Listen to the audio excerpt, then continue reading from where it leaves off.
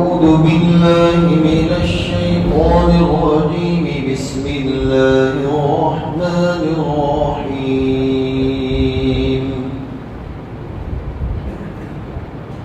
ولما بلغ أشده آتيناه حكما وعلما وكذلك نجزي المحسنين وراودته التي هو في بيتها عن نفسه وغلقت الأبواب وقالت هيت لك قال معاذ الله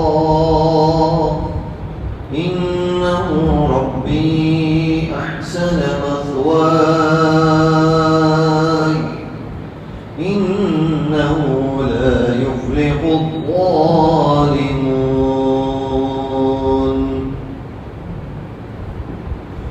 صدق الله العظيم.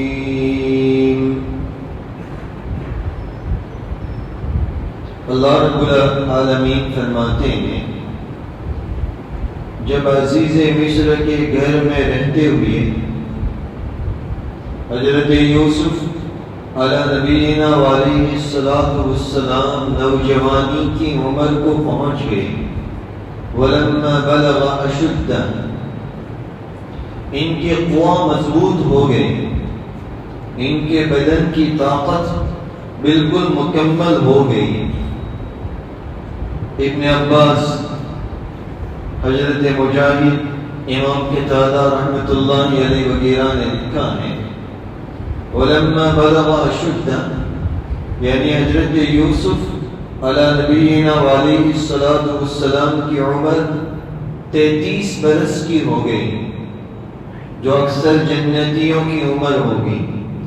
حضرت ضحاک رحمۃ اللہ علیہ نے لکھا ہے کہ ولما بلغ اشدہ حضرت یوسف علیہ السلام کی عمر 20 برس کی ہوئی.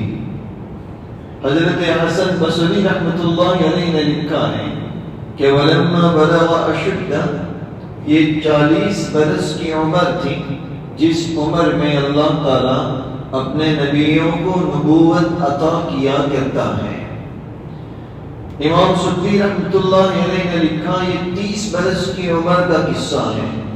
مفسرین نے لکھا ہے ولما بلغ اشدہ یہ اس عمر کو کہا جاتا ہے جس عمر میں نوجوانی بالکل اپنے عروج کے اوپر ہوتی ہے, نوجوانی بالکل بلندی پر ہوتی ہے, اور یہ عمر 18 سے 20 سال کے درمیان کی عمر ہوتی ہے, جس عمر میں آدمی بالکل نوجوان شمار کیا جاتا ہے.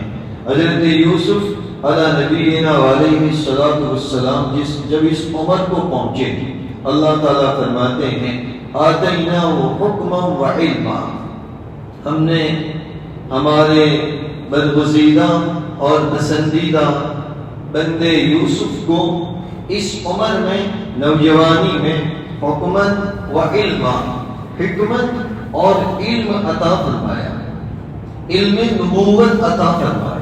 مفسرین نے یہاں سے یہ بھی لکھا ہے کہ یہ وہ مرحلہ تھا جس وقت ہمیں حضرت یوسف علی نبینا علیہ السلام کو نبوت عطا کی گئی. بعض مفسرین نے یہ بھی لکھا ہے کہ یہاں پر اللہ رب العالمین کی طرف سے حکمت اور علم کا دیا جانا مراد ہے. اللہ تعالیٰ نے حضرت یوسف علی نبینا علیہ السلام کو ایسی ہوشیاری, ایسی سمجھداری اور ایسی حکمت عطا فرمائی تھی کہ حضرت یوسف علی نبینا علیہ السلام بڑے بڑے جھگڑوں کو چٹکیوں میں سلجھا دیتے تھے. حضرت یوسف علیہ السلام سمجھداری کی اتنی باتیں کرتے تھے کہ بڑے بڑے جھگڑے آپ کے سمجھانے سے ختم ہو جاتے تھے. حضرت یوسف علی نبینا علیہ السلام آتیناہ حکما و علما, اللہ تعالیٰ فرماتے ہیں کہ ہم نے آپ کو ایسا علم عطا فرمایا تھا, ایسی حکمت اور دانائی عطا فرمائی تھی کہ جس کے ذریعے وہ لوگوں کے درمیان میں فیصلے کرتے تھے. جس کے ذریعے وہ لوگوں کے مسائل کا حل بتاتے تھے۔ کوئی بھی پریشان حال حضرت یوسف علیہ السلام کے پاس آتا، حضرت یوسف علیہ السلام ایسی باتیں بتاتے کہ اس کی پریشانی دور ہو جاتی۔ اگر کسی کی راہ میں کوئی رکاوٹ ہوتی، حضرت یوسف علیہ نبینا علیہ السلام ایسی ترتیب بتاتے کہ اس کی رکاوٹ ختم ہو جاتی۔ آتیناہ حکما و علما، اللہ تعالیٰ اسی بات کو بیان فرماتے ہیں کہ ہم نے حضرت یوسف کو ان کی نوجوانی میں 33 سے 40 سال کی عمر کے بیچ میں اس طریقے سے ہوشیاری اور عقل مندی عطا فرمائی۔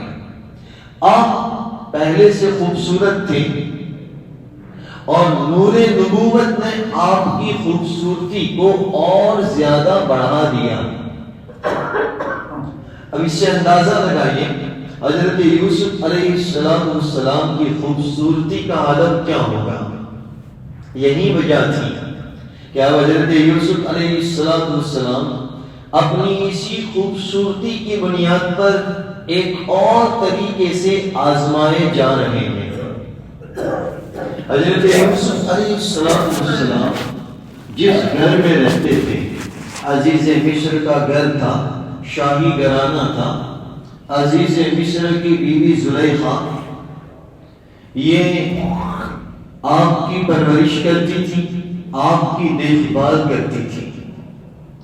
عزیز مصر کی بیوی جو آپ کی ہر سہولتوں کا خیال رکھتی تھی، جب ایسے نہایت حسین اور خوبصورت نوجوان کو دیکھتی ہیں، وہ اپنے دل کے اوپر قابو نہیں رکھ سکتی۔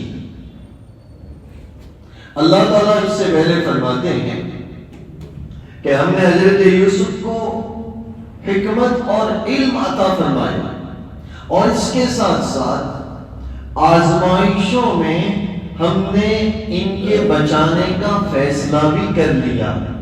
یوسف تو بڑے نیکوکار، بڑے بااخلاق، اللہ تعالیٰ فرماتے ہیں ہم بااخلاق لوگوں کو، نیکوکار لوگوں کو ایسا ہی بدل عطا فرماتے ہیں۔ وَكَذَلِكَ نَجْزِي الْمُحْسِنِينَ، ہم اسی طریقے سے نیکوکاروں کو بدل عطا کر دیا کرتے ہیں۔ اللہ تعالیٰ فرماتے ہیں کہ جب کوئی بندہ نیکیوں کے ساتھ زندگی گزارنا شروع کر دیتا ہے اور نیک راستے پر چلتے ہوئے استقامت کے ساتھ ڈٹا رہتا ہے، صبر سے کام لیتا ہے، اور جب کوئی بندہ عمدہ اخلاق کو اختیار کرتا ہے تو پھر ہم انہیں انعامات سے نواز دیا کرتے ہیں۔ وَكَذَلِكَ نَجْزِي الْمُحْسِنِينَ، نیکیوں کی راہ پر چلنے والوں کو ہم انعامات سے نواز دیا کرتے ہیں۔ ہماری بندگی کرنے والوں کو ہم ہر حال میں کامیابی کی راہ دکھا کر رہتے ہیں۔ جیسے حضرت یوسف علیہ السلام بڑے نیکوکار، بڑے پارساں، باحیا نوجوان تھے، بااخلاق نوجوان تھے، اور ہم نے حضرت یوسف کے لیے جس طریقے سے بہترین ٹھکانے کا انتظام کیا، ہم اسی طریقے سے اللہ تعالیٰ نے قیامت تک کے لیے اس آیت کریمہ کو قرآن میں لکھ کر ہمیں یہ بات بتا دی کہ اسی طریقے سے جو کوئی بھی یوسف کی طرح نیکیوں والا راستہ اختیار کرے گا، یوسف کی طرح بااخلاق باحیا بنے گا، یوسف کی طرح ہماری نیکیوں والے راستے پر چلنے والا بنے گا، ہم اس کو ایسے ہی انعامات سے نوازیں گے جس طریقے سے ہم نے یوسف کو انعامات سے نوازا۔ کئی موقع ایسے آئے ہیں کہ اللہ رب العالمین نے نیکی کرنے والوں کو کامیاب کیا ہے، نیکی کرنے والوں کو انعامات سے نوازا ہے۔ مؤرخین نے لکھا ہے کہ جب صحابہ کرام کا معرکہ ہوا، لڑائی ہوئی، اس وقت کی سپر پاور طاقت ایران جسے کسرا کہا جاتا تھا، کسرا کے ساتھ. تو صحابہ کرام ایران کے صوبوں کو، ان کے راجیوں کو جیتتے جیتتے، فتح کرتے کرتے ایران کی کسرا کی راجدھانی تک پہنچ گئے. اور راجدھانی کے باہر صحابہ کرام نے گھیراؤ ڈال دیا، محاصرہ کر دیا.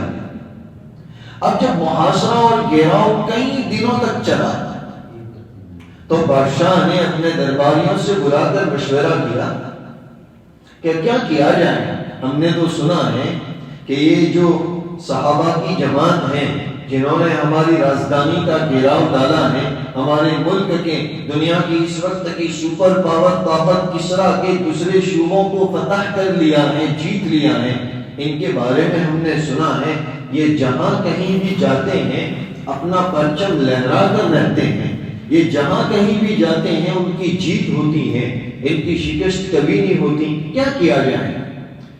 تو بادشاہ کے درباریوں نے مشورہ دیا، ایک کام کرتے ہیں، ان کو بلایا جائے، ان کو بلا کر بات چیت کی جائے اور بات چیت کے بہانے ہماری جاہ و جلالی ان کو دکھائی جائے، ہماری شان و شوکت ان کو دکھائی جائے، ہماری طاقت، ہمارا لشکر ان کو دکھایا جائے. کہیں ایسا ہو کہ یہ مرعوب ہو جائیں، خوف زدہ ہو جائیں اور ہمارا ملک چھوڑ کر چلے جائیں.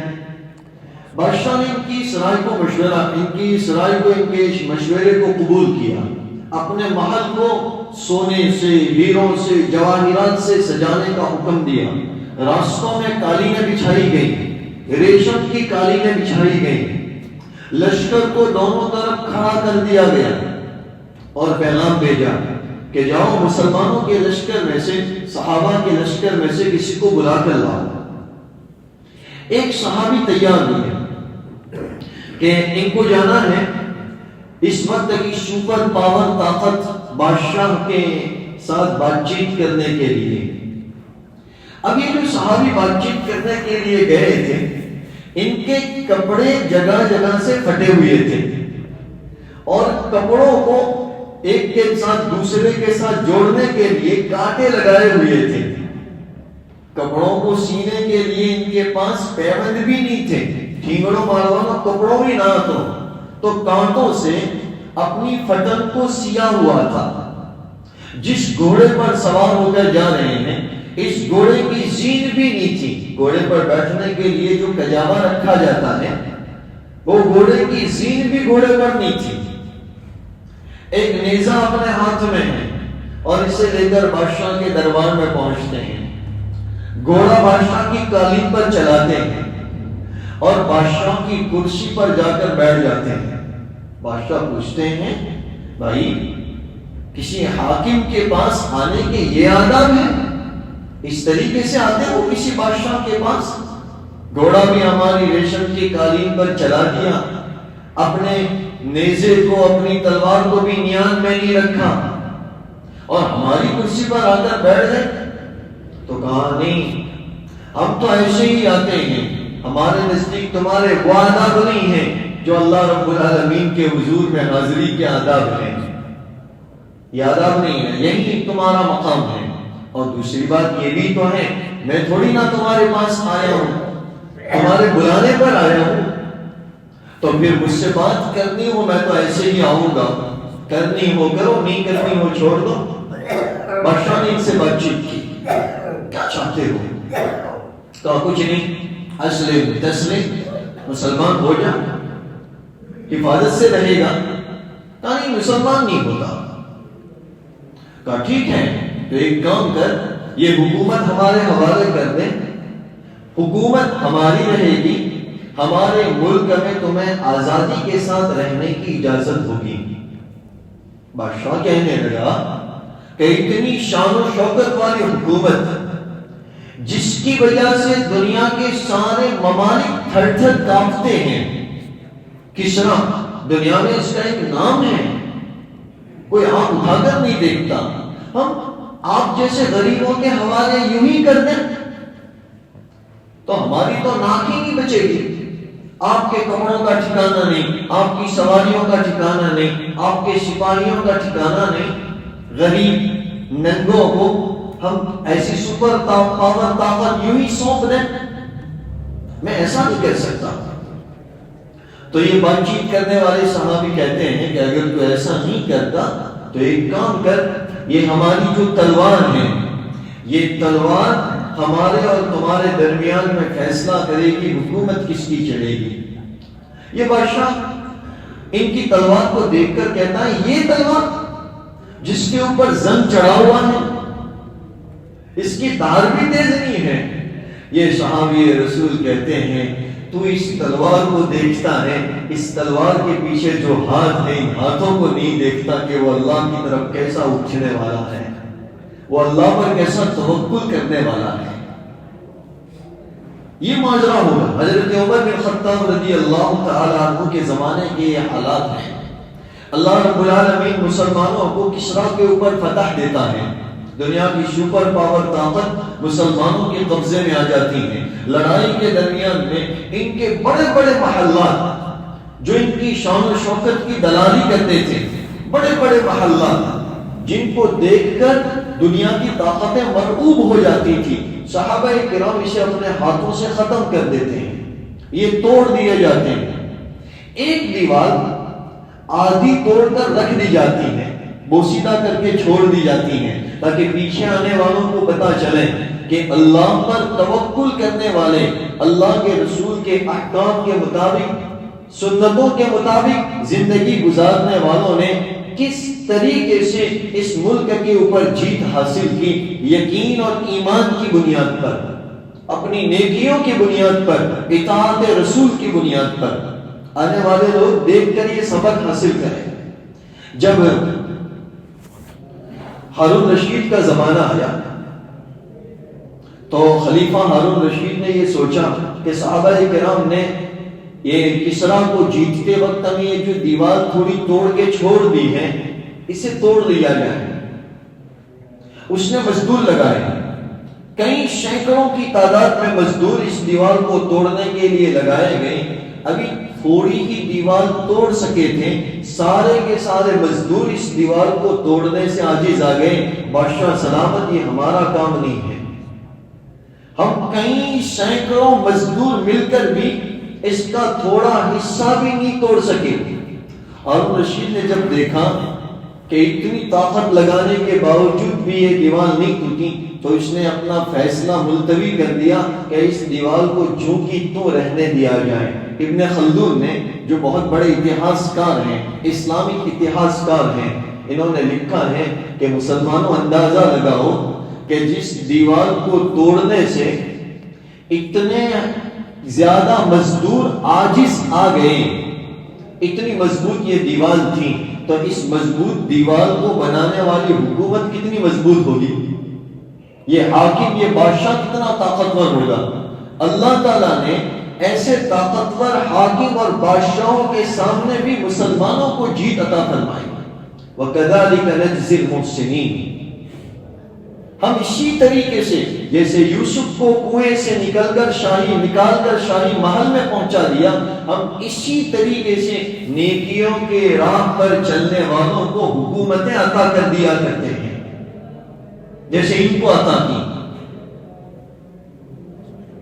پھر جب خلیفہ منصور کا زمانہ آیا، بہت بڑے بادشاہ گزرے ہیں اسلامی اتہاس میں، خلیفہ منصور کا زمانہ آیا تو اس نے ایک میٹنگ بلائی، اپنی میٹنگ میں مشورہ کیا کہ وہ ایران کی اس وقت اس زمانے کے کسرا کی یہ دیوار جو صحابہ نے ادھوری چھوڑ دی ہے، ایک کام کرتے ہیں، اس میں بڑے خزانے چھپے ہیں، اس کا ملبہ اتنا بڑا ہے کہ اسے بیچ کر بہت زیادہ رقم حاصل کر کے ملک کے کام میں لگائی جا سکتی ہے، تو اسے میں توڑنا چاہتا ہوں تاکہ اس کے ملبے کو، اس کے خزانے کو بیچ کر ہم اس سے فائدہ اٹھا سکیں، تمہاری کیا رائے ہے؟ تو درباریوں نے بادشاہ کی ہاں میں حامی بھر دی کہ ہاں بادشاہ سلامت، آپ کی بات تو ٹھیک ہے کہ ملک کے وقت کی سپر پاور حکومت کی یہ دیوار ہے، بڑے خزانے ہوں گے، اس کو بیچ کر بڑے فائدے نصیب ہوں گے، توڑ دیا جائے۔ ایک ایرانی وزیر بھی، ایرانی درباری بھی خلیفہ منصور کے درباریوں میں تھا، تو اس نے خلیفہ منصور کو یہ رائے دی کہ بادشاہ سلامت، میری رائے تو یہ ہے کہ اس دیوار کو ایسے ہی چھوڑ دیا جائے۔ کہ کیا وجہ؟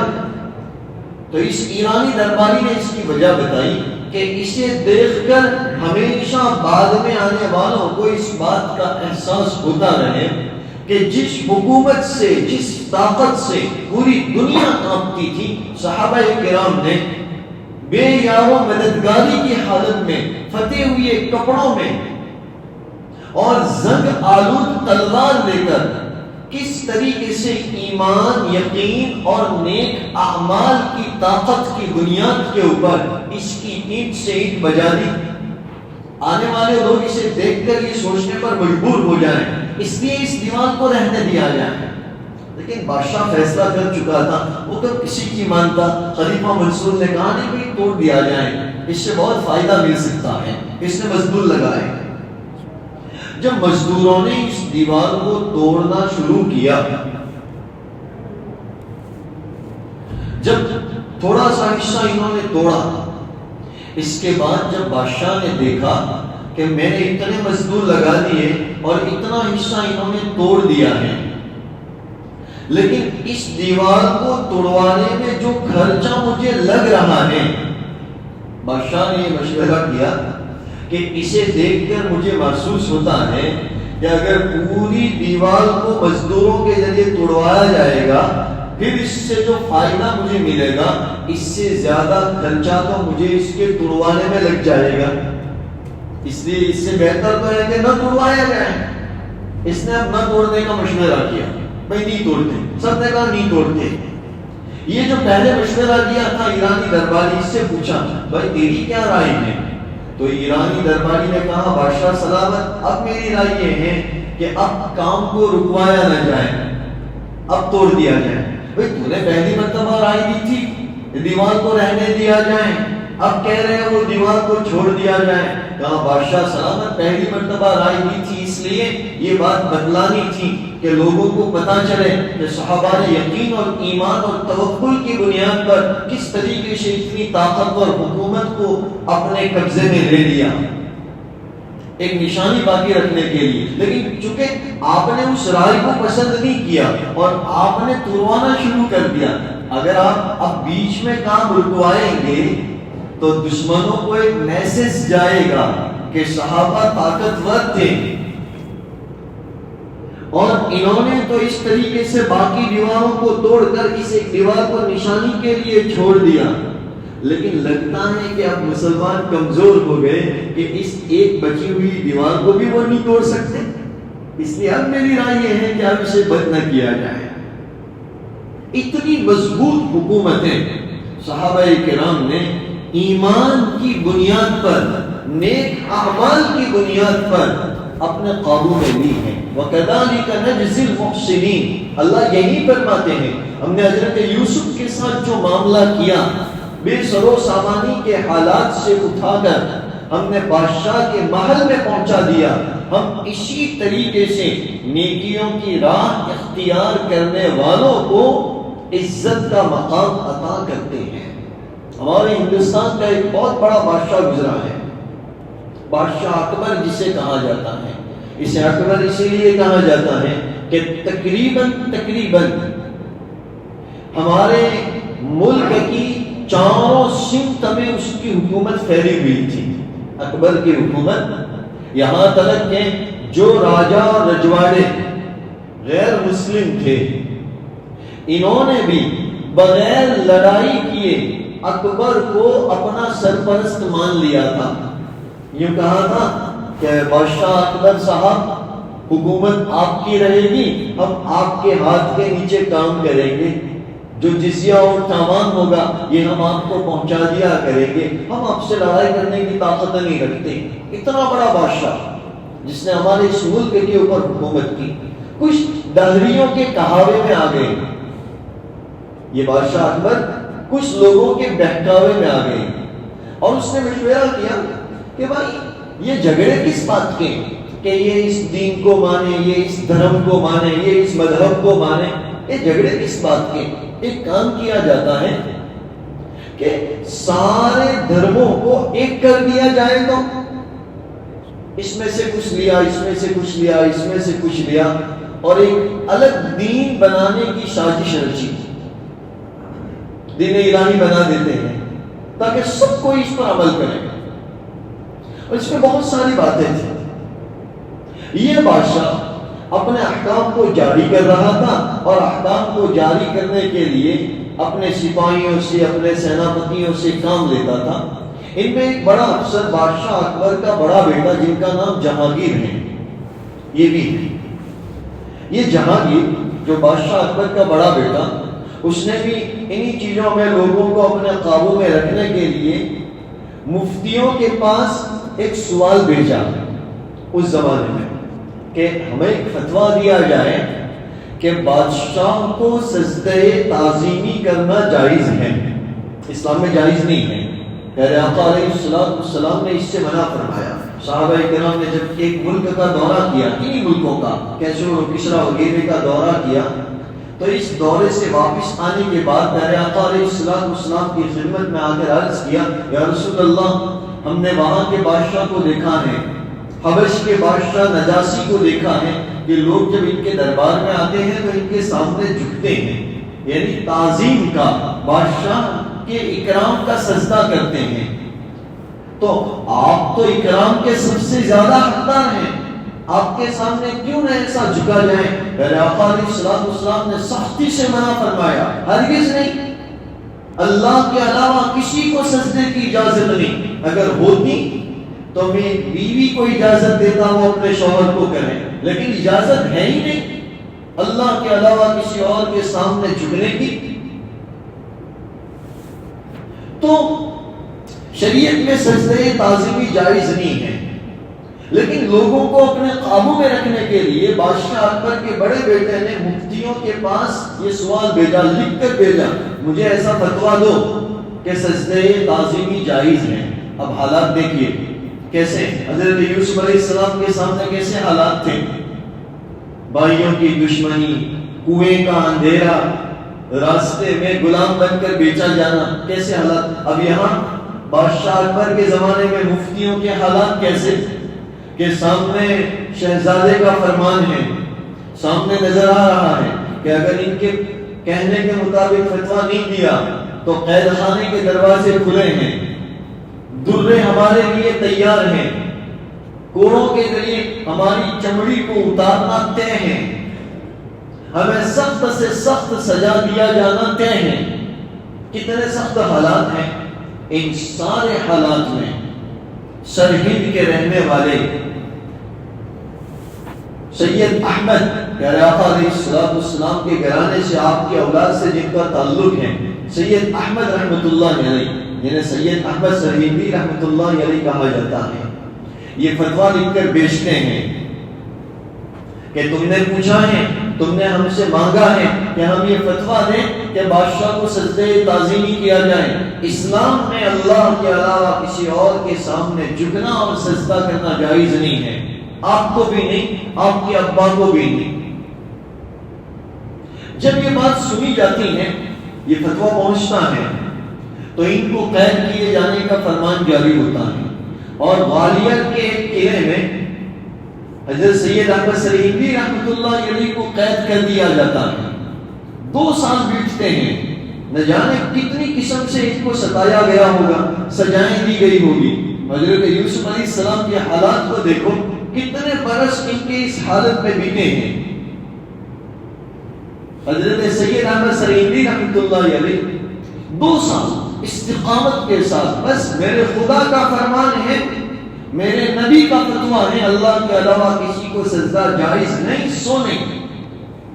آپ اتنی استقامت کے ساتھ اس پر ڈٹے رہتے ہیں کہ 2 سال کی ختم ہونے کے بعد یہ سارے بڑے بڑے امیر، درباری اور رئیس شاہی گھرانے کے آپ کے پاس گوالیار کی جیل میں پہنچتے ہیں۔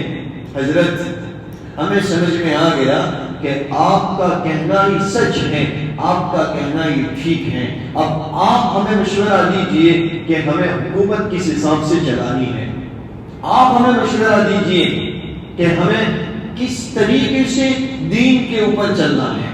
اور اللہ رب العالمین آپ کو یہاں سے نجات دیتے ہیں. سید احمد سرہندی رحمۃ اللہ علیہ اس وقت ہمیں بتلاتے ہیں نجات کا ایک ہی راستہ ہے کہ سنت رسول کو اپنایا جائے. نجات کا ایک ہی راستہ ہے کہ نبوی طریق کے مطابق حکومت کی جائے. دین وہی ہے جو پیارے آقا علیہ السلام نے سکھایا ہے. اور آپ دین کا پرچم بادشاہ کے گھرانے میں اور آپ کے ذریعے ہمارے اس ملک پورے ہندوستان میں جو اکبر کے فتنے میں آ چکا تھا, دوبارہ دین کا اور سنت رسول کا پرچم اس طریقے سے لہراتے ہیں. اسی وجہ سے ان کو لقب ملتا ہے مجدد الف ثانی. 1000 برس کے لیے اللہ نے جن کو تجدید دین کے لیے پسند فرمایا, یہ مجدد الف ثانی. وَكَذَلِكَ نَجْزِي الْمُحْسِنِينَ.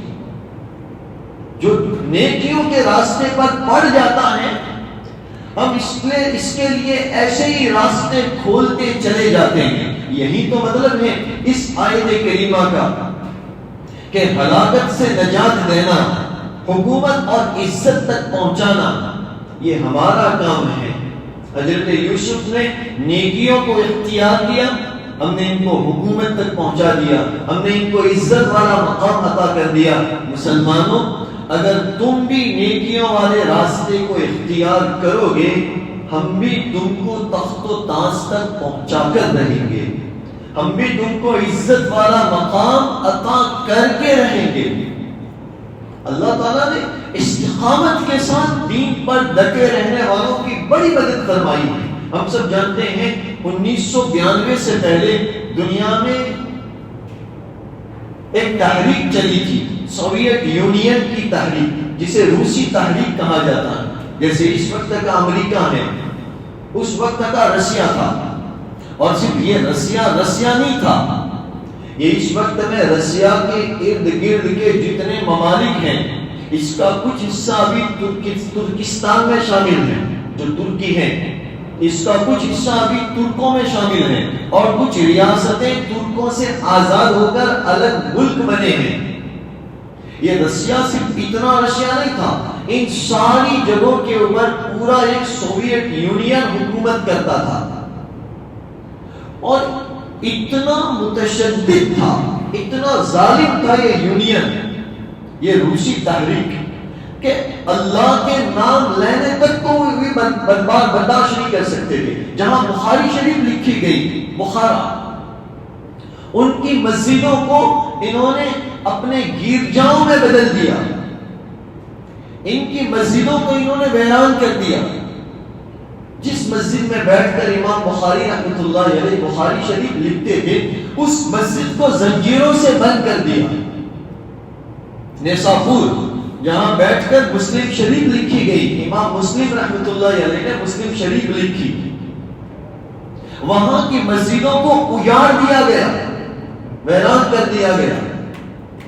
وہی ایسی ہی مثال جیسے اس وقت ہمیں ہمارے ملک میں کرنے کی کوششیں کی جا رہی ہیں. 1992 کے بعد ان کا رسوخ ختم ہوا, اللہ تعالیٰ نے ان کو توڑا 1994 میں, اور ایسی قریب انہی سالوں کے درمیان میں 1993-94 کے بعد سے وہاں ہمارے اکابرین نے دورہ کرنا شروع کیا, اس جگہ کو جا کر دیکھنا شروع کیا. حضرت پیر ذوالفقار احمد نقشبندی دامت برکاتہم تقریباً 1994 میں اس علاقے میں پہنچے جہاں اللہ کے وہاں شراب کو انہوں نے فرض قرار دیا تھا سوویت یونین والوں نے, کہ شراب نہ پیے اسے سزا دو, شراب پینا ضروری. مومن اپنے قرآن کی اور اپنے دین کی حفاظت اس طریقے سے کرتے تھے کہ گھر کے 2 کمرے بناتے تھے. آگے والے کمرے میں وہ الماری میں شراب کی بوتلیں رکھتے تھے تاکہ دیکھنے والوں کو پتا چلے کہ تو شراب کی دکان ہے, اور الماری کے پیچھے دوسرے کمرے میں وہ اپنے دین کی حفاظت کے لیے قرآن سیکھتے تھے. پیر ذوالفقار احمد نقشبندی فرماتے ہیں, ہم نے کئی جگہوں کا دورہ کیا, ہمیں بتایا گیا کہ یہاں ایک 90 سالہ خاتون ہے. یہ اس وقت کی بات ہے جب اس کی عمر 17-18 برس کی ہوگی، بس 18-19-20 سال کی بچی ہوگی، یہ نوجوان لڑکی، یہ نوجوان لڑکی جبکہ یہ سوویت یونین کے ظالم اور متشدد سپاہی اسلام کے نام لینے والوں کو برہنہ کر کے کپڑے نکال کر کے سولی پر لٹکا رہے ہیں، یہ ایک نوجوان بچی ایسے دہریوں کو جنہیں اسلام سے پھیر دیا گیا، ان کو جا کر دین اسلام کی دعوت دیتی ہے۔ اس وقت کے جو مفتی اعظم تھے اس علاقے کے، انہوں نے حضرت پیر صاحب سے فرمایا کہ ہم بھی اس وقت میں تھے اور ہماری کمیٹیاں بنی ہوئی تھیں، ہم اس بچی کو جا کر سمجھاتے تھے کہ بچی اتنی کھلم کھلا تو دین کی دعوت نہ دیا کر، اگر تو کسی کے ہٹے چڑھ جائے گی وہ تجھے کہیں کا نہیں چھوڑیں گے، تیری عزت کو نیلام کر دیں گے، تجھے قتل کر دیں گے، تجھے سولی پر چڑھا دیں گے، تجھے بڑی سخت سخت سزائیں دیں گے۔ یہ نوجوان بچی اس وقت میں جواب میں ہمیں کہتی تھی کہ کیا میری عزت اور میری جان دین اسلام سے زیادہ قیمتی ہے؟ میں شہید ہو جاؤں گی لیکن دین کو مٹنے نہیں دوں گی۔ کہتے ہیں کہ اس نے برابر 70 برس تک دین کی دعوت دی، 70 برس، 18 برس کی عمر میں، 17 برس کی عمر میں اس نے یہ کام شروع کیا اور 70 برس تک، آج اس کی عمر 90 سال کی ہے، اس نے ہزاروں مرتدوں کو دوبارہ کلمہ پڑھوا کر اسلام کے دائرے میں داخل کروایا، دشمن ان کا بال بھی بیکا نہیں کر سکے، اللہ نے ان کی حفاظت فرمائی۔ وَكَذَلِكَ نَجْزِي الْمُحْسِنِينَ۔ جب اس عورت کو پتا چلا کہ اس طریقے سے ایک بڑے بزرگ ہمارے ملک میں آئے ہیں، انہوں نے پیغام بھیجا کہ ہم ان سے ملاقات کرنا چاہتے ہیں، حضرت پیر ذوالفقار صاحب فرماتے ہیں ہم ان سے ملاقات کے لیے گئے، پردے کے لیے ان کے اوپر ایک چادر کو ڈال دیا اور ہم ان سے 1 میٹر کی دوری کے اوپر کھڑے رہے، اور کھڑے رہ کر ہم نے ان سے عرض کیا کہ اماں جان، ہم تو آپ سے دعائیں کرنے کے لیے، کروانے کے لیے آئے ہیں، آپ کو کوئی نصیحت نہیں کرنی۔ جنہوں نے اتنی قربانیاں دی ہیں، 70 سال تک جنہوں نے لوگوں کو کلمہ پڑھوایا، جس وقت میں لوگوں کو سولی پر چڑھا دیا جاتا تھا، زبرن شرابیں پلائی جاتی تھی، عزت کو نیلام کیا جاتا تھا، اب اس کو کیا نصیحت کرنا؟ ماں جی ہم تو آپ سے دعائیں کروانے آئے، 90 سال کی عمر ہے اس بڑھیا کی، ہمارے لیے دعا کر دیجئے۔ حضرت پیر ذوالفقار صاحب فرماتے ہیں اس نے اپنی چادر ہی میں اپنے ہاتھ اٹھائے اور ہاتھ اٹھا کر ہمارے لیے دعا کی، اے اللہ ہمارے ایمان کو سلامت رکھنا۔ حضرت فرماتے ہیں ہماری تو آنکھوں سے آنسو بہہ پڑے، 70 سال جنہوں نے لوگوں کو کلمہ پڑھایا، ہم دعائیں کروا رہے ہیں، ایک دعا ہمیں دے دی، اللہ ایمان کو سلامت رکھنا۔ وَكَذَلِكَ نَجْزِي الْمُحْسِنِينَ۔ ایسے ایمانداروں کی ضرورت ہے مسلمانوں کو اس زمانے میں۔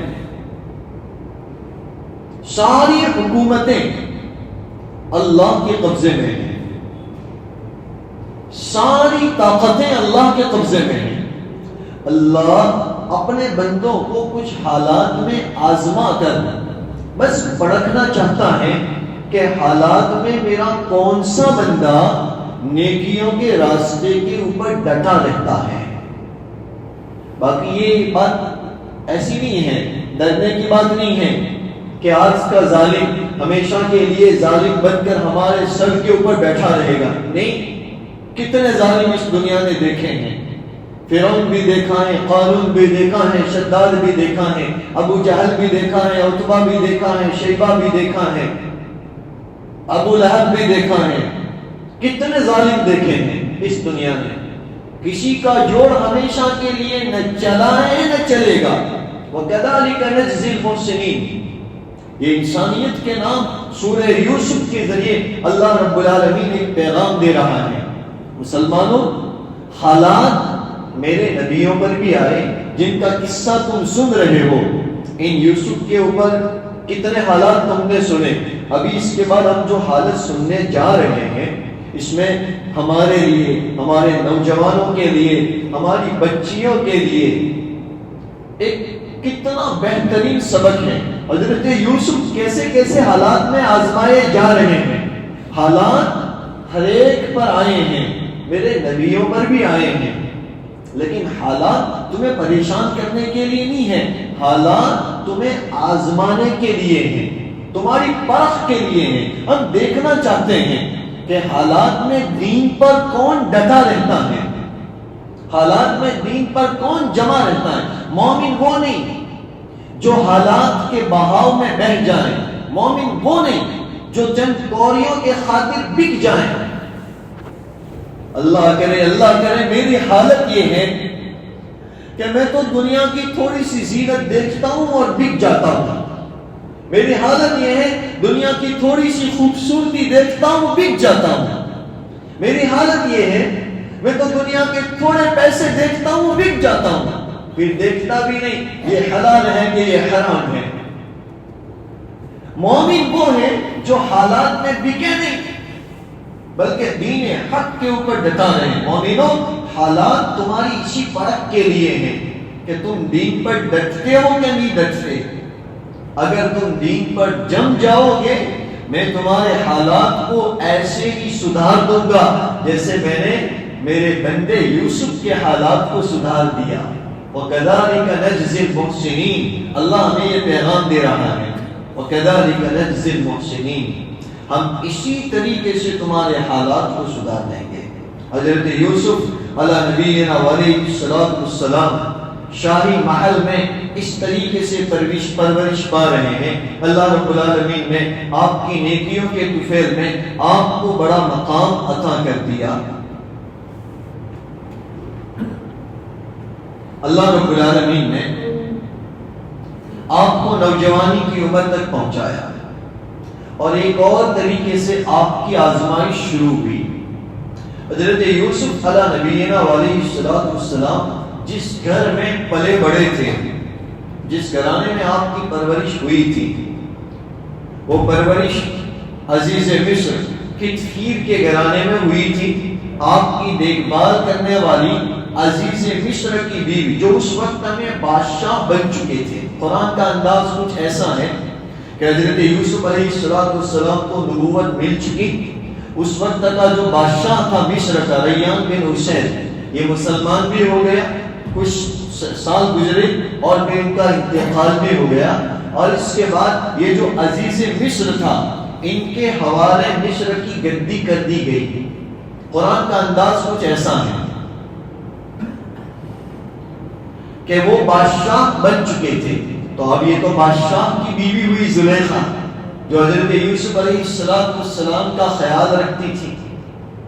یہ بادشاہ کی بیوی زلیخا یہ حضرت یوسف علیہ نبینا علیہ السلام کی دیکھ بھال کرتے کرتے حضرت یوسف علیہ السلام کی محبت میں پھنس گئی.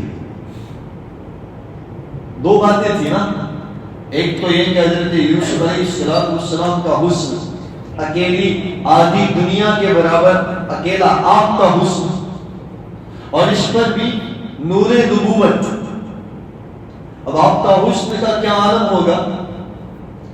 تو اس کو دیکھ کر یہ زلیخا آپ کے اوپر مفتون ہو گئی, آپ کے اوپر فدا ہو گئی, آپ کے اوپر مر مٹنے کو تیار ہو گئی, عاشقہ بن گئی. اور حضرت یوسف علیہ السلام کو بھی اپنی محبت میں پھنسانا چاہا. یہ زلیخا نے حضرت یوسف علیہ السلام کو جو اپنی محبت میں پھنسانا چاہا, قرآن اسے کس طریقے سے بیان کرتا ہے. وَرَاوَدَتْهُ الَّتِي رَاوَدَتْ, عربی میں اس کام کو کیا جاتا ہے جو نرمی کے ساتھ, بڑی لچک کے ساتھ, بڑی خوبصورتی کے ساتھ کیا جائے. یہاں سے ایک بات معلوم ہوئی کہ کسی کو بھی گناہ میں پھنسانے کے دو طریقے ہوتے ہیں. ایک تو جبرن,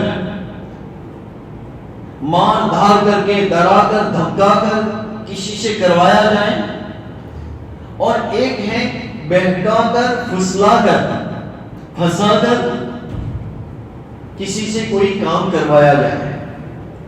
اور پہلا جو طریقہ ہے کسی کو گناہ میں مبتلا کرنے کا، ڈرانا اور دھمکانا، یہ زیادہ کارگر نہیں ہوتا، بلکہ اکثر کسی کو گناہ میں مبتلا کرنے کے لیے، کسی کو گناہ کی طرف بلانے کے لیے ڈرانے دھمکانے کا طریقہ اختیار نہیں کیا جاتا، اکثر نرمی کا طریقہ اختیار کیا جاتا ہے، اکثر بہلانے اور پھسلانے کا طریقہ اختیار کیا جاتا ہے.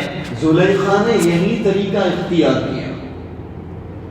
قرآن پر قربان جائیں میری نوجوان بچیوں، نوجوانوں، ماؤں اور بہنوں، توجہ سے سنو. قرآن الکریم جو الفاظ استعمال کرتا ہے اس قصے کو بیان کرتے ہوئے، ان الفاظ میں ہمارے لیے کتنی بڑی بڑی نصیحتیں ہیں. زلیخا نے حضرت یوسف کو پھنسانے کے لیے بہکانے کا انداز اختیار کیا. مفسرین نے لکھا ہے کہ بالکل سج سور کر حضرت یوسف علیہ السلام کے سامنے آئی. بلکہ مفسرین نے یہاں تک لکھا ہے بھائی ایک دن میں تو کوئی پھنس نہیں جاتا، تو زلیخا کئی دنوں سے ایسا کرتی تھی. حضرت یوسف علیہ السلام کے ساتھ ہنسی مذاق کرنا، حضرت یوسف علیہ السلام کے ساتھ سچ سور کر آنا، حضرت یوسف علیہ السلام کو اشارے کرنا، حضرت یوسف علیہ السلام کو بہکانے کی گڑی گڑی باتوں میں کوشش کرنا، یہ طریقہ اختیار کیا. وراودت التی، اس کو قرآن نے یوں کہا کہ مسلمان بچوں اور بچیوں، دنیا میں تمہیں بھی گناہ میں پھنسانے کے لیے دنیا والے انہی طریقوں کو اختیار کرتے ہیں. میں اکثر محبت میں کوئی ڈرا دھمکا کر نہیں پھنستا، بلکہ بہکا کر اور پھسلا کر پھنستا ہے. قرآن نے ہمیں یہ بات سمجھا دی کہ نوجوانوں اور نوجوان بچیوں، تمہیں بہکانے والے بہت ہیں، تمہیں پھسلانے والے بہت ہیں، تمہیں اپنی حسن کی جال میں پھنسانے والے بہت ہیں، تمہیں مال و دولت کی لالچ میں پھنسانے والے بہت ہیں، تمہیں اشاروں کے ذریعے، ہنسی مذاق کے ذریعے. اکثر ایسا ہی ہوتا ہے، کوئی آدمی ایسا نہیں ہوتا کہ پہلی ملاقات میں اسے پرپوز کر دیتا ہے، ایسا نہیں ہوتا، بلکہ اس کو پھنسانے کے طریقے اختیار کیا جاتا ہے. قرآن کہہ رہا ہے حضرت یوسف علیہ السلام کے قصے کے ضمن میں کہ دیکھو اس طریقے سے پھنسانے کی بہت ساری کوششیں کی جاتی ہیں. حضرت یوسف علیہ السلام کو جیسے پھنسانے کی کوشش کی گئی، وراودت، دنیا میں تمہیں گناہوں میں مبتلا کرنے کے لیے دشمن یہی طریقے اختیار کرتے ہیں.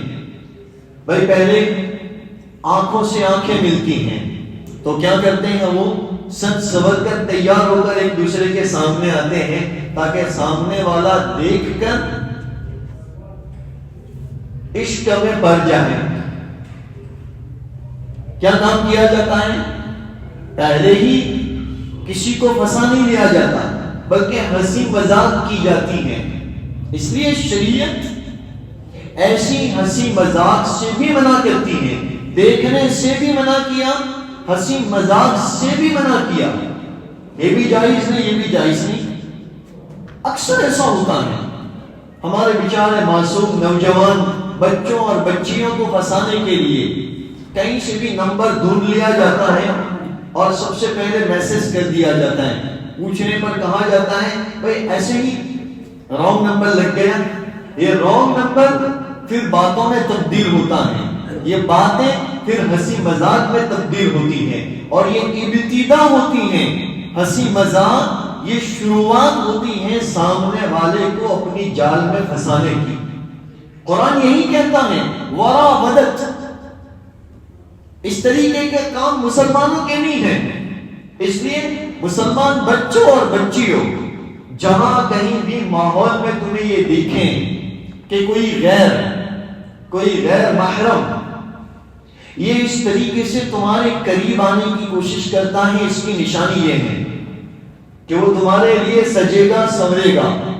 اگر وہ عورت ہے تو وہ تمہارے لیے سجے گی سنورے گی، پھر تم سے بات چیت کرنے کی کوشش کریں گے، پھر تم سے ہنسی مذاق کرنے کی کوشش کریں گے، پھر تھوڑے دنوں کے بعد ہنسی مذاق کے بعد ایسا ہوگا، اپنے نے گجراتی ماں کہیے نہیں کہ اونے بونے کہیں نہ کہیں بلوانا چالو کر سے بہکانا شروع ہوگا. پھر قرآن کہتا ہے یہ ساری کی ساری راودت ہے، تمہیں گناہوں کی طرف دعوت دینے کے طریقے ہیں، اس میں کبھی نہ پھنسنا، اس سے دوری ہو جانا. یہ تمہارے دین اور ایمان کے لٹیرے ہیں، یہ تمہاری حیا کے لٹیرے ہیں، یہ تمہاری شرم کے سوداگر ہیں، یہ تمہاری اسلامی غیرت کے ٹھیکیدار اور بیچنے والے ہیں. ایسے لوگوں کی باتوں میں کبھی مت آنا. زلیخا نے یہی طریقہ اختیار کیا، اور بھی بہت ساری باتیں کی. زلیخا نے تو ریشم کا بستر بچھا دیا، اور بھی بہت ساری. یوسف کو ایک مرتبہ بلایا اور بلا کر کچھ باتیں کہی. وہ کیا باتیں تھیں؟ اور حضرت یوسف علیہ السلام زلیخا سے کیسے بچے، اور اللہ تعالیٰ نے زلیخا کی اس چال بازی سے اور اس داؤں سے حضرت یوسف علیہ السلام کی حفاظت کیسے فرمائی. اور ہم بھی اپنے آپ کو، اپنے گھر والوں کو، ہمارے معاشرے کو، ہمارے بچوں اور بچیوں کو، لڑکوں اور لڑکیوں کو کس طریقے سے ایسے گناہوں سے بچا سکتے ہیں، یہ قصہ انشاءاللہ تعالی آئندہ کل سنیں گے. بسم الله الرحمن الرحيم. اللهم ربنا لك الحمد حمدا كثيرا طيبا مباركا فيه. الله أكبر كبيرا والحمد لله حمدا كثيرا وسبحان الله بكرة وأصيلا. اللهم صل على سيدنا ونبينا ومولانا محمد وعلى آل سيدنا ونبينا ومولانا محمد وبارك وسلم. رب کریم سچوں کے سچے رسول صلی اللہ تعالی علیہ وسلم کا فرمان ہے، الحیاء شعبۃ من الایمان. حیا اور شرم ایمان کا ایک شعبہ ہے. رب کریم اقرار کرتے ہوئے اور یہ باتیں اپنی زبان سے نکالتے ہوئے بھی ہماری زبانیں لرز جاتی ہیں کہ آج ہم نے حیا اور شرم کا کیسا سودا کر دیا ہے. الہ العالمین بے حیائی اور قریانیت کے ماحول میں اور اس کے بہاؤ میں ہم کیسے پھنستے چلے جا رہے ہیں. مولا کریم بے حیائی اور بے پردگی کے طوفان میں ہم کیسے گرتے اور اڑتے چلے جا رہے ہیں. الہ العالمین تو اس بے حیائی سے ہماری اولاد کی، ہمارے گھروں کی، ہمارے ماحول اور ہمارے معاشرے کی خوب حفاظت فرما. مولا کریم حیا اور شرم جو ایمان کی حقیقت ہے، یہ ہمارے اور ہماری اولاد کے قلوب میں پیدا فرما. مولا کریم پورے عالم میں حیا اور شرم کے ماحول کو عام اور تام فرما. بے حیائی اور بے حیائی والے ماحول سے ہماری اولادوں کی، ہم سب کے گھرانوں کی، پورے اسلامی معاشرے کی اور پورے عالم کی خوب حفاظت فرما. رب کریم یہ دین و ایمان کے لٹیرے ہمارے گھروں کے اوپر، ہمارے بچے اور بچیوں کے ایمان کے اوپر اب تو ہاتھ ڈالنے لگے ہیں. مولا کریم یہ لٹیرے ہمارے گھروں کے اوپر داغا زنی کرنے لگے ہیں. مولا کریم ایسے ایمان کے لٹیروں سے ہماری اولادوں کی، ہمارے گھروں کی خوب حفاظت فرما. ہمارے بچے اور بچیاں جہاں کہیں بھی جائیں، مولا کریم مدارس اور اسکول اور کالج کے ماحول میں، ہر طریقے کے ماحول میں رب کریم تو ان کی حفاظت فرما، خوب حفاظت فرما. مولا کریم تو ہم سب کی حفاظت فرما. مولا کریم حیا کو تو نے پیدا کیا، حیا تیرے نبی کی سب سے پسندیدہ صفت۔ مولا کریم حیا یہ ایمان کی حقیقت، اس کو ہمیں اپنی زندگی میں داخل کر کے زندگیاں گزارنے کی توفیق عطا فرما۔ مولا کریم نیکیوں کا راستہ، سنتوں والا راستہ، یہ نجات کا راستہ ہے، یہ کامیابی کا راستہ ہے، یہ فلاح کا راستہ ہے۔ مولا کریم حکومتیں اسی راستے سے قابو میں کی جا سکتی ہیں، عزت اسی راستے سے نصیب ہوتی ہے۔ رب کریم ہم سب کو نیکیوں والے اور سنتوں والے راستے کو اختیار کرنے کی توفیق عطا فرما۔ مولا کریم حلال عطا فرما، حرام سے حفاظت فرما، حرام کاریوں سے حفاظت فرما، بدکاریوں سے حفاظت فرما، بری نظروں سے حفاظت فرما، بری باتوں سے حفاظت فرما، برے چار جگت سے ہماری حفاظت فرما۔ الہ العالمین برے خیالات، برے تصورات سے حفاظت فرما۔ رب کریم ہماری ان دعاؤں کو اپنے فضل و کرم سے پیارے آقا رحمت للعالمین صلی اللہ تعالی علیہ وسلم، تمام انبیاء کرام علی نبینا علیہ الصلوۃ والسلام تیرے محبوب اور برگزیدہ بندوں کے صدقے میں قبول فرما۔ آمین یا رب العالمین۔ ان اللہ وملائکتہ یصلون علی النبی یا ایھا الذین آمنوا صلوا علیہ وسلموا تسلیما۔ اللهم صل علی سیدنا ونبینا ومولانا محمد وعلى آل سيدنا ونبينا ومولانا محمد وبارك وسلم۔ سبحان ربك رب العزة عما يصفون وسلام على المرسلين والحمد لله رب العالمين۔